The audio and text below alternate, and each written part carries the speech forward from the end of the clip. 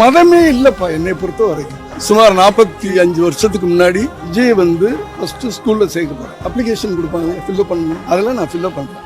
நேஷனாலிட்டின்னு கேட்பாங்க, இந்தியன்னு போட்டேன். ரிலிஜன்னு கேட்பாங்க, இந்தியன்னு போட்டேன்.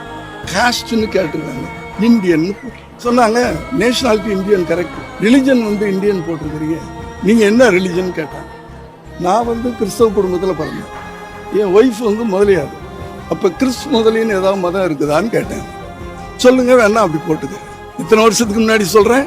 விஜய்க்கு இன்னைக்கு 49 வயசு. அவர் 5 வயசுல சேர்க்கும் போதே அவர் இன்றை வரை இந்தியனாக, அவர் சர்டிபிகேட்ல எந்த மதமும் இல்லை தெரியுமா? இப்ப நீங்க கேக்குறீங்க இத்தனை வருஷம் கழிச்சு நீ ஏன் இங்க வந்த, நீ இந்துவா அப்படின்னு கேக்குறீங்க. நான் இந்துவும் இல்லை, கிறிஸ்தவனும் இல்லை, நான் மனிதனாக வாழ்ந்து கொண்டு இருக்கிறேன். எல்லாரும் மனுஷங்களாக வாழுங்க.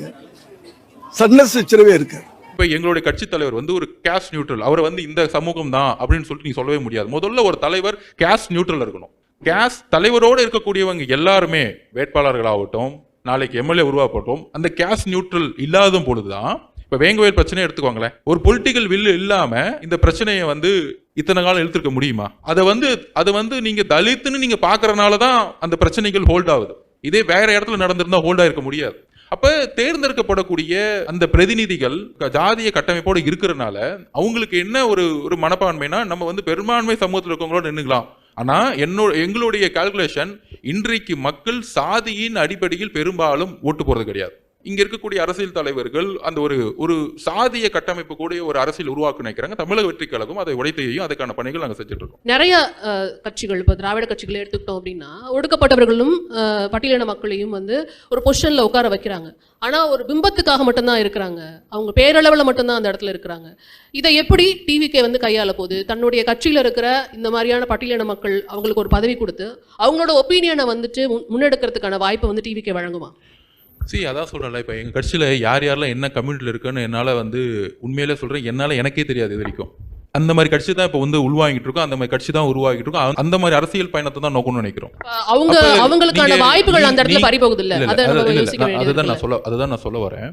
இங்க இருக்கக்கூடிய பெரும்பாலவர்கள் யாருன்னு நீங்க அலசி அறிஞ்சு பாத்தீங்கன்னாலே, நாங்க டிஃபரன்சஸ் பண்ணி பாக்குறதுல யார் என்னன்னு எங்களுக்கு தெரியாது. எல்லா சமூக மக்களும் இங்க இருக்கிறாங்க இந்த கட்சியில.